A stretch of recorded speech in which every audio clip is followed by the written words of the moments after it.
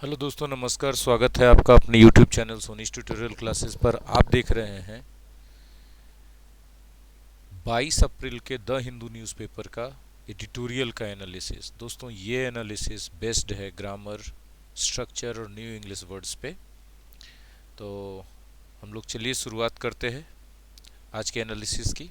Skip मत कीजिएगा बीच में से, क्योंकि हर एक वर्ड, हर एक सेंटेंस और हर एक ग्रामर रूल जो हम बताने जा रहे हैं आपके आने वाले एग्जाम के लिए अमृत के समान होगा। तो चलिए।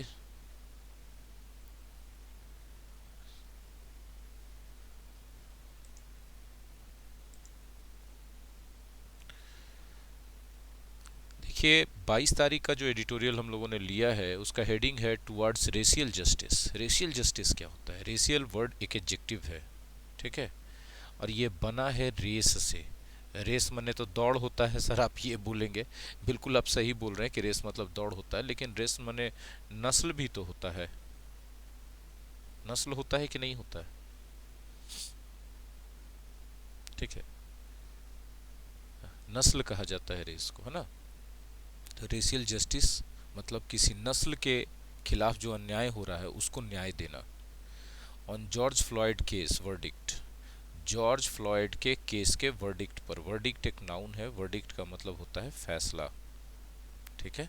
अदालत का जो फैसला आता है ना उसको वर्डिक्ट कहते हैं। इसके सिनोनिम्स के रूप में आप यूज कर सकते हैं डिसीजन, ठीक है, जजमेंट, और एक वर्ड यूज कर सकते हैं डिक्री, ठीक है। डिसीजन, जजमेंट या decree. Conviction in the George Floyd case and the police reform bill should help build bridges. Conviction, conviction का मतलब होता है जबरदस्त आत्मविश्वास। मन में यदि आपके कन्विक्शन है किसी बात को लेके, तो आपके मन में विश्वास है उस बात को लेकर के। लेकिन जब मामला न्याय का चल रहा और कन्विक्शन वर्ड आ जाए, है तो नाउन ही दोनों स्थिति में, तब इस कन्विक्शन का मतलब होता है आरोप, ठीक है। ये कन्विक्ट वर्ड से बना है। कन्विक्ट इस फैमिली का वर्ब है। कन्विक्ट मतलब होता है आरोप लगाना, ठीक है।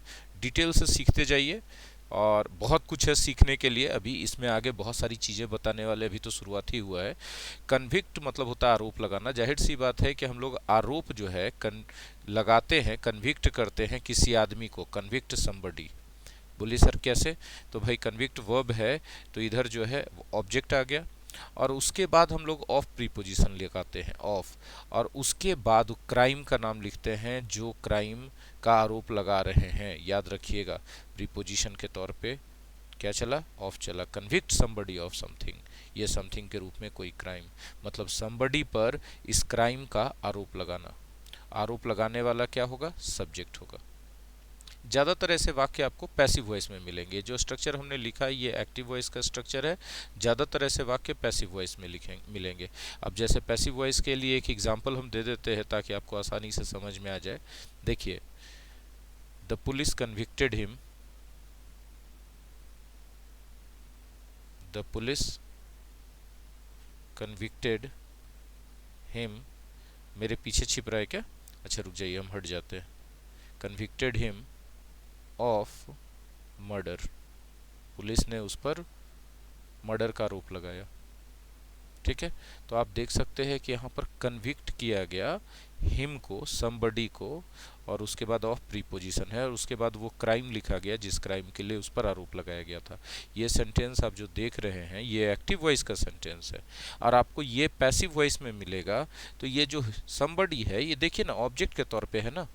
तो पैसिव वॉइस बनाते हैं तो कोई भी ऑब्जेक्ट क्या बन जाता है? सब्जेक्ट बन जाता है। तो हो जाएगा he was convicted, convicted of murder, उस पर मर्डर का आरोप लगाया गया। तो देखिए यहाँ पर ये जो समबडी था यहाँ वाला, ये समबडी उठ के यहाँ चला आया सब्जेक्ट के रूप में, और ये क्या चला? बी का रूप चला, चला कि नहीं? और ये कन्विक्ट का V3 चला, कन्विक्टेड, और तुरंत प्रीपोजिशन क्या आ गया? ऑफ, और उसके बाद आ गया क्राइम। तो आप ऐसे देख सकते हैं, be convicted of crime. Be convicted of crime का मतलब किसी क्राइम का आरोप लगना, और जिस पर लग रहा है वो सब समबडी है, सब्जेक्ट बन जाएगा। आई होप की चीज़ें क्लियर होंगी। तो कन्विक्शन किया गया, आरोप लगाया गया in the George Floyd case पर के मामले में, and the police reform bill should help build bridges. मतलब कन्विक्शन हुआ जॉर्ज फ्लॉयड के केस में। जॉर्ज फ्लॉयड के केस मतलब जॉर्ज फ्लॉयड का जो केस है, यदि आप नहीं जानते तो हम आगे चल के बताएंगे, थोड़ा पेशेंस रखिए। जॉर्ज फ्लॉयड कौन थे और उसका केस क्या था, ठीक है। वो अफ्रीकन अमेरिकन सिटीजन थे, यूएस के, यूनाइटेड स्टेट्स ऑफ अमेरिका के, और उनको एक पुलिस ऑफिसर ने मार दिया था, ठीक है, सरेआम सड़क पे, ठीक है, अपने घुटने से उनका गला दबा करके, और चीखते चिल्लाते रहे, हम सांस नहीं ले पा रहे हैं, छोड़ दो मुझे, फिर भी मार दिया गया, ठीक है। और वो अफ्रीकन अमेरिकन थे, मतलब कि वो ब्लैक थे, वो वाइट नहीं थे, ब्लैक थे। तो वहां पर एक इस तरह का बहुत कुछ बहुत टाइम तक होता रहा ब्लैक के खिलाफ। तो इसीलिए कहा गया रेशियल जस्टिस की बात कही गई, मतलब नस्लीय न्याय, नस्ल किसी खास नस्ल, काले नस्ल के जो लोग हैं वहां, उनके प्रति न्याय का बात हो रहा था। और जॉर्ज फ्लॉयड को जो मार दिया गया वो भी ब्लैक थे। यदि कोई भी क्राइम था तो उनको अरेस्ट करना था, उनको कोर्ट के सामने ले जाना था, उन पर मुकदमा चलता, यदि साबित होता तो जज उनको सजा देता। पुलिस ऑफिसर को नहीं बनता है कि वो इस तरह से पटक के उसके गले पर पैर रख करके उसको जान मार दे। तो इनजस्टिस हुआ, तो उस पुलिस खिलाफ, उस पुलिस वाले के खिलाफ कन्विक्शन, आरोप पत्र दाखिल किया गया। जॉर्ज फ्लॉयड के केस में साबित कर दिया गया। इनफैक्ट कन्विक्शन होता है तो खाली ये नहीं होता है कि आरोप पत्र, उस साबित हो गया आरोप उसका। तो कन्विक्शन हुआ जॉर्ज फ्लॉयड के केस में, किस पर, पुलिस वाले पर। और पुलिस रिफॉर्म बिल लाया गया है। इससे मदद मिलेगा ब्रिजेस बिल्ड करने में। बिल्ड ब्रिजेस का मतलब होता है खाइयों को पाट देना। जैसे क्या है, वहाँ काले और गोरों के बीच खाइयां बन जाएगी। यदि कोई भी देश में एक समुदाय के प्रति इस तरह का भेदभाव होगा, इस तरह का दुर्व्यवहार होगा, उनके जान का कीमत नहीं समझा जाएगा, तो एक गैप आ जाएगा, है ना। तो उस गैप को, उस खाई को पाटने की क्रिया अंग्रेजी में कहलाती है बिल्ड ब्रिजेस, है ना, या बिल्ड द गैप। तो ये जो कन्विक्शन है जॉर्ज फ्लॉयड के केस के मामले में, और पुलिस रिफॉर्म बिल, ये जो है बिल्ड ब्रिजेस करना चाहिए। मतलब संभावना है कि इससे कुछ दोनों नस्लों के बीच जो भेदभाव आ गया है उसमें थोड़ी कमी आएगी, कमी आनी चाहिए, ऐसी संभावना। आई होप कि अब आप समझ गए होंगे। चलिए आगे बढ़ते। ए यूएस जज फाउंड डेरेक शॉविन, एक यूएस जज ने पाया डेरेक शॉविन को। डेरेक शॉविन कौन है, तो a Minneapolis police officer, Minneapolis जगह का नाम है, ये जो माइन पोलिस है ये जगह का नाम है। वहाँ के पुलिस ऑफिसर डेरेक शॉविन है, उनको एक यूएस जज ने पाया guilty of murder, guilty of murdering, हत्या करने का दोषी पाया। किसका हत्या, an unarmed African American man, एक निशस्त्र, निशस्त्र अनआर्म्ड का मतलब उसके पास कोई हथियार नहीं था, वो अफ्रीकन और अमेरिकन मैन था, मतलब अफ्रीकन मूल निवासी था, अमेरिका का आकर के वो रह रहा था तो वहां का नागरिक हो गया, या फिर उनके माता पिता में से एक अफ्रीका और एक अमेरिका के रहे होंगे, ठीक है। An unarmed African American man George Floyd, an incident last में that ignited a nationwide storm of protest। ये एक ऐसी घटना थी पिछले साल मई में होने वाली, जिसने इग्नाइट कर दिया, भड़का दिया। इग्नाइट करना, इग्नाइट करने का मतलब होता है, इग्नाइट जो है एक वर्ब है, इग्नाइट क्या है, एक वर्ब है। इग्नाइट का मतलब होता है प्रज्वलित करना, प्रज्वलित करने का मतलब होता है भड़का देना, ठीक है। इग्नाइट कर दिया, ऐसे इग्नाइट करते हैं किसी कैंडल को, है ना, जलाना। तो भड़का दिया नेशन वाइड स्टॉर्म को, पूरे देशव्यापी आंधी को। स्टॉर्म किस चीज का था, प्रोटेस्ट का था, विरोध की आंधी को भड़का दिया। अब प्रोटेस्ट किस चीज के खिलाफ, protest against police brutality, police की निर्ममता के खिलाफ आंदोलन को भड़का दिया, विरोध को भड़का दिया। And a world wide outpouring of anger, और विश्वव्यापी आउटपोरिंग ऑफ एंगर, क्रोध प्रदर्शन को, at America's racial injustice, America का जो रेशियल इंजस्टिस, एक नस्ल के प्रति अन्याय का जो माहौल बना हुआ वहां पर, पूरे विश्व का गुस्सा भड़क गया। आउटपोर एंगर, देखिए इसको देखना चाहिए आपको, इस वर्ड को, आउटपोर,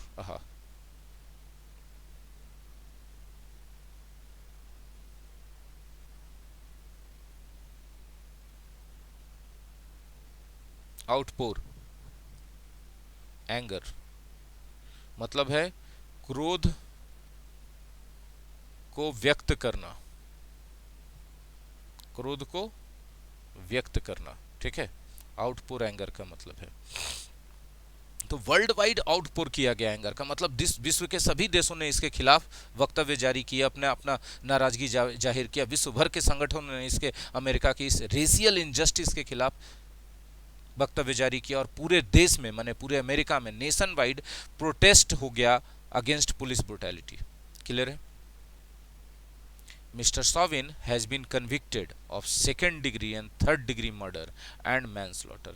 3 तरह के आरोप लगाए गए उन पर, second degree murder, third degree murder और मैनस्लॉटर। मैनस्लॉटर मतलब नरसंहार, आदमी को मारना, ठीक है। मैनस्लॉटर, स्लॉटर का मतलब होता है संहार करना, हत्या करना, SLAUGHTER स्लॉटर बोलते ना। स्लॉटर का मतलब होता है किल, गला काट के किल कर देना, या जानवरों को स्लॉटर किया जाता है बूचर हाउस में, बूचर लोग करते हैं ना, ठीक है। तो मैन स्लॉटर कर दिया गया। तो मैन स्लॉटर का कन्विक्ट किया, कन्विक्शन लगा उन पर, सेकेंड डिग्री का मर्डर का और थर्ड डिग्री मर्डर का। All 3 for an encounter that lasted around 9 minutes. और ये तीनों के तीनों आरोप एक एनकाउंटर के लिए लगाए गए, एक मुठभेड़ के लिए लगाया गया मिस्टर शॉविन पे, और वो मुठभेड़ 9 मिनट तक चला था। मतलब 9 मिनट तक शॉविन ने उसको पटक के, किसको? जॉर्ज फ्लॉयड को, सड़क पे उसके गले पर अपने नीज को, अपने टखने को जमा के रखा, उसको चोक कर दिया। चोक होल्ड्स बोलते हैं उसको, ठीक है। ऐसे करके गला दबा देना, या पैर से या हाथ से, चोक होल्ड्स बोलते हैं। Which he pinned Mr Floyd's neck to the road side. Pin somebody, किसी को ऐसे गला पकड़ करके हम लोग ऐसे से ठेल कैसे दबा देते हैं ना, तो पिन कर दिए उसमें, ठीक है। किसके? फ्लॉयड के नेक को टू द रोड साइड, सड़क के किनारे, विथ हिज नी, अपने घुटने से, अंटिल ही स्टॉप्ड ब्रीथिंग, और तब तक ऐसा किए जब तक कि वो बेचारा सांस लेना बंद न कर दिया। इसको चोक होल्ड करना कहते हैं, चोक होल्ड्स। मिस्टर फ्लॉयड्स फाइनल वर्ड्स, उनका अंतिम शब्द क्या था उस मरने वाले इंसान का? आई कांट ब्रीथ, मैं सांस नहीं ले पा रहा हूं। अब बोलेंगे सर प्रेजेंट कंटिन्यूअस कहां से लिख दिया आप हिंदी में? बहुत सारा ऐसा वर्ब है जिसके साथ कैन लगता है और प्रेजेंट कंटिन्यूअस का हिंदी आता है। I can't see any tree there, मुझे वहां पर कोई पेड़ दिखाई नहीं पड़ रहा है। I can't hear your voice, मैं तुम्हारी आवाज नहीं सुन पा रहा हूँ। आई कांट ब्रीद, मैं सांस नहीं ले पा रहा हूँ। उसने कहा, मिस्टर फ्लॉयड का अंतिम वर्ड यही था, बिकेम द क्लेरियन कॉल। ये जो अंतिम वर्ड था उनका, आई कांट ब्रीथ, ये वायरल हो गया, किसी ने वीडियो बना लिया होगा, और ये क्लेरियन कॉल हो गया। क्लेरियन कॉल का मतलब होता है very strong demand for action, strong demand for action, है ना। क्लैरियन कॉल हो गया, ये बहुत बड़ा स्ट्रॉन्ग डिमांड हो गया। Clarion call of a massive wave of A street protests across the US, ठीक है। पूरे यूएस में स्ट्रीट प्रोटेस्ट हो गया, लोग गलियों में निकल आए, सड़कों पे निकल आए, और बहुत बड़ा वेव है, बहुत बड़ा एक लहर फैल गया विरोध का। एट द टाइम, उस समय, अस्टवाइल प्रेसिडेंट, अस्टवाइल मतलब अभी के जो फॉर्मर प्रेसिडेंट है, अभी है फॉर्मर प्रेसिडेंट डोनाल्ड ट्रंप, जो उस समय के प्रेसिडेंट थे। अस्टवाइल मतलब that time president. Fanned outrage, उन्होंने गुस्से को और भड़का दिया। फैन का मतलब हवा दे देना, आउटरेज मतलब क्रोध, क्रोध को हवा दे दिया। किसके क्रोध को? जनता के क्रोध को, क्रोध को हवा दे दिया। जब he describe the protest a result of the radical left, जब उन्होंने उस प्रोटेस्ट को, जनता के इस विरोध को रेडिकल लेफ्ट का संज्ञा दे दिया, का नाम दे दिया। उन्होंने कहा कि यह पूर्ण रूप से वामपंथी विचारधारा है जो सड़कों पर उतरा है। And threaten to send in the National Guard, और यह भी धमकी दे डाला कि इस मामले में हम नेशनल गार्ड को लगा देंगे, तुम लोग सड़क पे से नहीं हटोगे तो। अब जनता उतरेगी न्याय का मांग लेकर के, अन्याय के खिलाफ, और अन्याय किसके? एक ऐसे ऑर्गेनाइजेशन या इंस्टीट्यूशन जो पुलिस है, जिसको कि जनता की सुरक्षा के लिए लगाया गया, वो जनता की जान ले रही है, चाहे किसी भी वजह से, नस्ल की वजह से या कुछ किसी भी वजह से जनता की जान ले रही है। तो जनता अगर न्याय की मांग करने उतरेगी और आप कहिए कि हम नेशनल गार्ड लगा देंगे, सेना को लगा देंगे, तब तो भैया फिर जनता के क्रोध का कोई सीमा नहीं रहेगा। तो उन्होंने क्रोध को फैन कर दिया, आउटरेज को उन्होंने फैन कर दिया, हवा दे दिया, ठीक है। President Joe Biden, at that time a presidential race front runner, ठीक है। उस समय जो बाइडेन राष्ट्रपति नहीं बने थे, वो अभी के राष्ट्रपति हैं। उस समय वो प्रेसिडेंशियल रेस में फ्रंट रनर थे, सबसे मुख्य प्रतिद्वंदी थे। कॉन्ट्ररीली वो कोई विरोध नहीं किए। वो गए कहाँ, वेन टू हस्टन, हस्टन चले गए to meet with Floyd's relatives, John Floyd जिनकी हत्या हुई थी उनके रिलेटिव से मिलने चले गए विरोध प्रदर्शन करने के बजाय। तो बोले सर मीट नहीं लिख के मीट विथ क्यों लिखा गया? मीट विथ इसलिए लिखा गया है क्योंकि जब फॉर्मल मीटिंग होता है राजनीतिक तौर पे या फिर बिजनेस के लिए कॉमर्शियल मीटिंग होता है किसी के साथ, तब मीट विथ यूज करते हैं। ऐसे सामान्य तरीके से मिलने के लिए मीट यूज करते हैं। याद रखिएगा डिफरेंस, ठीक है ना। ही सेड दैट, मतलब बाइडेन साहब ने कहा दैट टाइम कि he would not fan the flames of hate, कि हम नफरत के ज्वाला को हवा नहीं देंगे। किसने कह दिया? बाइडेन ने कह दिया। बट इंस्टीड, उसके जगह seek to heal the racial wounds, हम कोशिश करेंगे, प्रयास करेंगे कि जो नस्लवाद का जख्म लगा है ना उसको हील कर दें। हील का मतलब भर देना, घाव भर देना, उसको क्योर कर दें। That have long played this country, और इस जख्म से, नस्लवाद के इस जख्म से हमारा देश काफी समय से पीड़ित रहा है। प्लेग्ड मतलब सफरिंग, पीड़ित रहा है, ठीक है।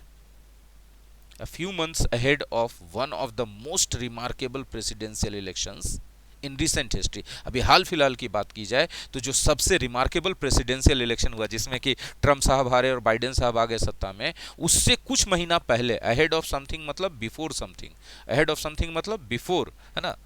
तो a few months ahead of one of the most remarkable presidential election in recent history, his words lent hope to many Americans, उनके शब्दों ने बहुत सारे अमेरिकन्स को उम्मीद दी। लैंड, लैंड का V2 है, LEND, लैंड V1 होता है। लैंड का मतलब होता है, ये V1 है, इसका मतलब होता है give, give hope to many Americans, बहुत सारे अमेरिकन्स को उम्मीद बंधा दिया उनके शब्दों ने कि शुड ही विन, अगर वह जीत जाए, ही मतलब बाइडेन साहब, अगर वो जीत जाए, देखिएगा ये स्ट्रक्चर बड़ा इंपॉर्टेंट स्ट्रक्चर है ये वाला जो हम बोल रहे हैं। शुड ही विन, अगर वह जीत जाए, there might be a real possibility for reform in law enforcement and criminal justice. अगर वो जीत जाए तो एक बहुत मजबूत संभावना बन सकती है लॉ एनफोर्समेंट में और क्रिमिनल जस्टिस में सुधार की। लोगों को ऐसा लगने लगा, बहुत सारे लोगों को, जब इन्होंने बाइडेन साहब ने कहा ना कि नहीं भैया हम नफरत के आंधी को और भड़काएंगे नहीं, बल्कि हम कोशिश करेंगे कि हमारा देश जो शिकार रहा है कई लंबे समय से नस्लवाद का, हम उसको खत्म करने की कोशिश करेंगे, हम उसको हील करने की कोशिश करेंगे। ये शब्द सुनते के साथ, जो ये शब्द बोला गया था इलेक्शन से कुछ ही समय पहले की बात बोली गई थी, तो जिसके कारण बहुत सारे अमेरिकन, बहुत सारे लोग ऐसे होते हैं गोरे में भी जो कि कालों के प्रति नफरत नहीं रखते हैं, वो बिना किसी भेदभाव के शांतिपूर्ण जीवन चाहते हैं, शांतिपूर्ण समाज और देश चाहते हैं। बहुत सारे अमेरिकन को लगा कि अगर वो जीत जाए, मतलब बाइडेन अगर जीत गया, तो एक बहुत प्रबल संभावना बनती है, रियल पॉसिबिलिटी बनती है कि लॉ एनफोर्समेंट में, कानून लागू करने के मामले में और क्रिमिनल जस्टिस के मामले में रिफॉर्म आ जाएगा, सुधार आ जाएगा, इंप्रूवमेंट आ जाएगा, बेटरमेंट आ जाएगा। दैट कुड रिजल्ट इन, और इसका ये परिणाम हो सकता है। देखिए यहां कुड प्लस V1 जो यूज किया गया है, ये पॉसिबिलिटी बताने के लिए किया गया है। इस संभावना इस बात की है कि इसका परिणाम हो सकता है कि less violence against racial minorities, कि मतलब जो रेशियल माइनॉरिटीज हैं, मतलब जो काले नस्ल या वैसे नस्ल के लोग जिनकी संख्या कम है देश के में, उनके खिलाफ हिंसा धीरे धीरे कम हो जाएगी। अगर लॉ एनफोर्समेंट सही हो गया, क्रिमिनल जस्टिस सही हो गया, तो लोग उनको मारना बंद कर देंगे, क्योंकि फिर उन मारने वालों को सजा मिलेगी, लॉ लागू किया जाएगा, एनफोर्स किया जाएगा कानून को, ठीक है। येट, फिर भी it is clear that, yes एकदम स्पष्ट है कि the road towards achieving a more perfect union is laden with pitfalls, ठीक है। यह बात बिल्कुल स्पष्ट है कि जो ज्यादा परफेक्ट यूनियन बनाना है, यानी देश को बहुत ज्यादा परफेक्ट बनाना है, तो जो सड़क है वो कुछ ऐसे खतरों से भरा पड़ा है। लेडन विथ का मतलब होता है फुल ऑफ, लेडन विथ का मतलब क्या होता है? Full of, full of. Pitfalls का मतलब हिडन डेंजर्स, हिडन डेंजर्स, ऐसे अप्रत्यक्ष खतरों से भरा पड़ा है। That render the task at hand formidable, जो अभी हाथ में काम है, क्या काम है? नस्लवाद को मिटा देना, नस्लवाद को खत्म कर देना अमेरिका से, उस काम को बना देता है फॉर्मिडेबल। फॉर्मिडेबल का मतलब डिफिकल्ट टू डू, यदि कोई टास्क फॉर्मिडेबल है तो वो टास्क डिफिकल्ट टू डू है, कष्ट साध्य है, ठीक है, नॉट इजी टू डू। उस काम को ये जो खतरे हैं हिडन, ये बना देते हैं। Literally minutes before the verdict in the Chauvin trial, A teenage girl in Columbus Ohio was killed by the police. और एक दुर्घटना और हो गई, बुरी बात, कि मतलब जब शॉविन के ट्रायल में, शॉविन का जो ट्रायल का मतलब होता है यहाँ पर केस, मुकदमा है ना, जो केस चल रहा था उसमें जो वर्डिक्ट आने वाला था, उसके कुछ ही मिनट पहले कोलंबस के ओहियो नामक जगह पर एक टीनेज गर्ल को पुलिस के द्वारा मार दिया गया। मतलब ये क्या हो रहा है? Her death comes in the wake of, in the wake of मतलब बिकॉज ऑफ, बिकॉज ऑफ, या इन द वेक ऑफ के जगह इन द व्यू ऑफ भी बहुत बार लिखा रहेगा, तो इसका भी मतलब समझिएगा because of. In the view of भी रहे तो इसका मतलब होता है बिकॉज ऑफ। तो उसका जो मौत हुआ वो किस कारण से हुआ?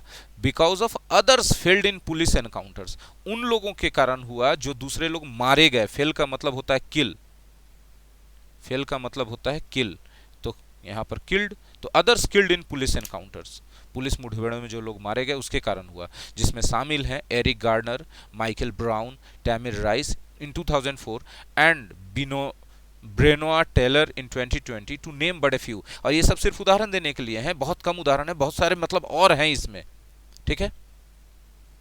इन मोस्ट सच केसेस, अधिकांश ऐसे मामलों में जहां पुलिस के द्वारा मार दिया गया, पुलिस के द्वारा खत्म कर दिया गया लोगों को, चार्जेस हैव बीन रेयर, मतलब बहुत कम आरोप पत्र दाखिल हुए, आरोप पत्र ही नहीं दाखिल हुए, रेयर रहे charges, and conviction are rarer still, और अदालत के द्वारा उन आरोप पत्रों को कन्विक्ट करना, मतलब उन आरोपियों को कन्विक्ट करना और भी कम हो पाया, क्योंकि रेशियल इनजस्टिस था, उनकी सुनवाई, काले लोगों की सुनवाई करने वाला कोई नहीं था। Analysis of these cases suggested that, इन केसेस के एनालिसिस से पता चलता है कि most often charges were dropped, बहुत बार तो चार्जेस मतलब आरोप ड्रॉप कर दिए गए, केस चलाया ही नहीं गया, और प्ली बार्गेन्स या फिर तोलमोल कर दिया गया, और सिविल सेटलमेंट्स अग्रीड, और कोर्ट के बाहर समझौता करवा दिया गया। अब आप समझिए कि पुलिस पर चार्ज है, कोर्ट के बाहर समझौता हुआ होगा, तो कैसा समझौता हुआ होगा? क्या वो न्यायपूर्ण रहा होगा? बिल्कुल नहीं, वो दबाव वाला समझौता रहा होगा। It is only a minority of these instances what many consider police brutality against people of color that result in convictions at trial. ये सिर्फ it is only A minority of these instances, ये कुछ उदाहरण है, कुछ ही उदाहरण है ऐसे उदाहरणों का, कुछ ही माइनॉरिटी ऑफ, बहुत कम ऐसे उदाहरण है of what many consider police brutality against people of colour, मतलब रंग भेद वाले मामले पर पुलिस ब्रूटैलिटी के खिलाफ बहुत कम ऐसे केसेस हैं जिसमें कि कन्विक्शन आता है ट्रायल में, बाकी में तो कन्विक्शन आता ही नहीं है, जज जो है कोर्ट तक मामला जाता नहीं है और मुकदमा चलता ही नहीं है।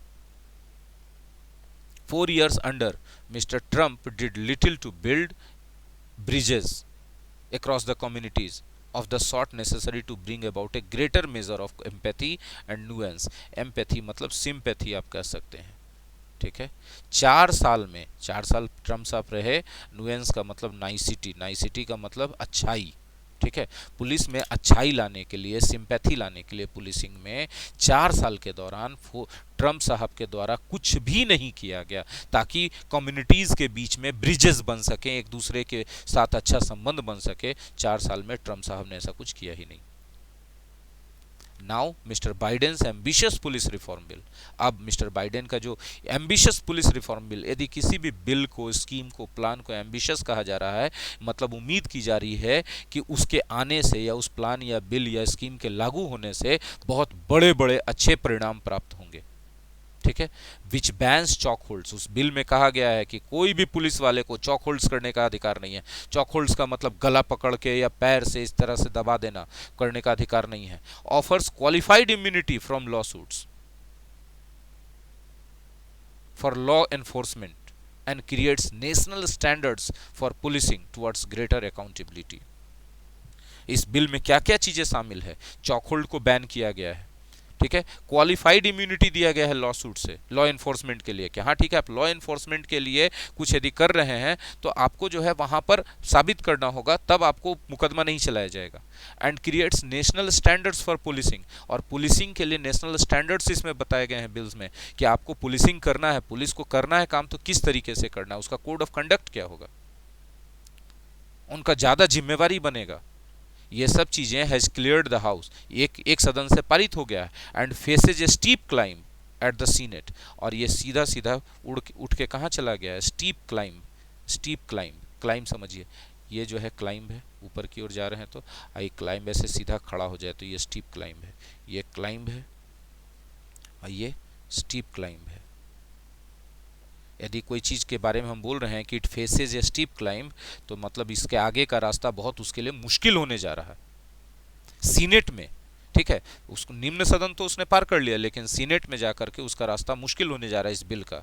वेयर एनालिस्ट से, मतलब विशेषज्ञों का कहना है इट इज अनलाइकली टू पास, ये बिल जो है संभावना नहीं है पास होने का कि वहां पर सीनेट में जाके पास हो जाएगा without the support of at least some Republicans. जब तक कुछ रिपब्लिकन्स वहां सीनेट में इसको सपोर्ट नहीं करेंगे बिल को, तब तक ये बिल सीनेट में पास नहीं होने जा रहा। इसीलिए कहा गया फेस ए स्टीप क्लाइंब, यदि आप चल रहे हैं तो क्लाइंब है तो ठीक है, मुश्किल होगा, चढ़ जाएंगे, लेकिन स्टीप क्लाइंब यदि चढ़ान पूरा एकदम खड़ा है तब चढ़ने में और ज़्यादा मुश्किलें होंगी ना। तो फेस ए स्टीप क्लाइंब का मतलब होता है कि उसको बहुत मुश्किलों का सामना करना पड़ेगा आगे। If some of these Republicans can eschew, eschew मतलब त्याग देना, शन, शन, ठीक है, unproven allegations about Democrats seeking to defend the police, that will be a good start. अगर इनमें से कुछ Republicans unproven allegations about Democrats, Democrats के बारे में उन लोगों को रिपब्लिकन्स का एक एलिगेशन, एलिगेशन का मतलब फिर से बोल सकते हैं आरोप है, ठीक है ना, आरोप है उनका कि वो पुलिस को डिफेंड कर रहे हैं, ठीक है, जिसका कि साबित नहीं हो पाया। अगर इसको छोड़ देते हैं रिपब्लिकन्स, कुछ रिपब्लिकन्स, तो एक अच्छा स्टार्ट होगा, क्योंकि जब तक ये मन में उनके बना रहेगा कि नहीं भाई पुलिस को डिफेंड किया जा रहा है, उनको पैसा कम दिया जा रहा है, तो जाहिर सी बात है उनके अधिकारों को छीना जा रहा है पुलिस के, उनको पैसा कम दिया जा रहा है, पावर कम दिया जा रहा है, उनको डिफेंड किया जा रहा है, तो फिर वो नहीं सपोर्ट करेंगे इस बिल को। अगर इस बात को छोड़ देते हैं, अपने मन से निकाल देते हैं, तब शायद वो सपोर्ट कर जाए और ये एक अच्छा शुरुआत हो जाएगा। तो उम्मीद करते हैं कि अमेरिका में नस्लवाद का खात्मा हो और भारत से जातिवाद और धर्मवाद का खात्मा हो। इसी के साथ, और आप देख पा रहे हैं स्क्रीन पर नए बैच का इन्फॉर्मेशन जो 1 मई 2021 से चालू होने जा रहा है माई एग्जाम स्टडी ऐप पर, ठीक है। देखिए बस बच्चों हम बताना चाहेंगे इसमें जो कंटेंट्स है वो भी अनप्रेसिडेंटेड है, पहले कभी नहीं हुआ, अब फी तो अनप्रेसिडेंटेड है ही है, ठीक है। 2 एडिटोरियल डेली, एक तो करंट जैसे चल रहा है पूरे डिटेल के साथ विथ पीडीएफ, एनोटेटेड पीडीएफ के साथ, ठीक है, और दूसरा editorial annotated PDF, analytical video, साथ ही साथ दूसरे एडिटोरियल पर जो कि एकदम शुरुआत से रहेगा, वर्ष के शुरुआत से 2021 1 जनवरी से रहेगा, हर एक एडिटोरियल पर एक complete set of English with video solution. Miss मत कीजिए अपॉर्चुनिटी, दोबारा आप मिलेगा नहीं, लाइफ टाइम अपॉर्चुनिटी है, इसको ग्रैब कीजिए। और अगर ये आर्टिकल आपको अच्छा लगा हो एनालिसिस, तो लाइक कीजिए, कमेंट कीजिए, और कमेंट करके अपनी ओपिनियन बताइए, अपने दोस्तों तक ज़्यादा से ज़्यादा शेयर करें। और अगर आप YouTube channel Soni tutorial classes पर पहली बार आए हैं तो चैनल को विजिट कीजिए। अगर आपके काम के लायक चीज़ें मिलती हैं, जो कि मुझे पूरा उम्मीद है, आप चाहे किसी भी कॉम्पिटिटिव एग्जाम्स की तैयारी कर रहे हो, एकेडमिक एग्जाम्स की तैयारी कर रहे हो, भरा पड़ा ये चैनल आपके लिए यूजफुल चीज़ों से, आप इसको सब्सक्राइब कर लें, बेल आइकॉन को हिट करें और अपने मोबाइल के सेटिंग्स में जाकर यूट्यूब नोटिफिकेशन को ऑन कर लें, ताकि आप एक भी अपडेट और अपलोड का नोटिफिकेशन मिस न करें। Thank you very much.